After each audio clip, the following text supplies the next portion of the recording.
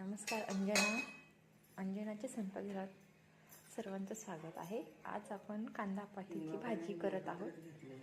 त्याच्यासाठी आपण कांदा पात 2 ते 3 पाण्याने स्वच्छ धुवून घेतला आहे आणि वाटाणा 1 वाटीभर वाटाणा घेतलेला आहे, ओला वाटाणा घेतलेला आहे जो आपल्याला सीझनमध्ये मिळतो तो। आणि आता गॅसवर कढई ठेवली आहे, तेल गरम झालं, जिरं टाकले, आता मोहरी तडतडली आहे, जिरं मोहरी झाले,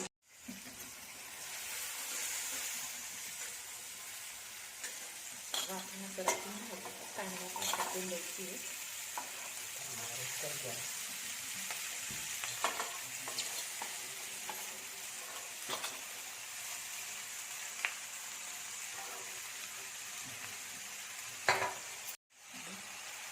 व्यवस्थित हलवून घ्यायचं, मिक्स करून घ्यायचं आहे।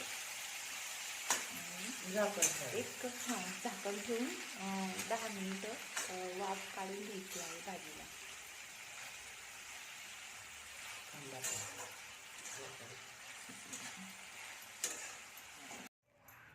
भाजी काढून घेतलेली आहे, कांदा पाताची भाजी रेडी झालेली आहे आणि आता जे खाण्यासाठी तयार आहे।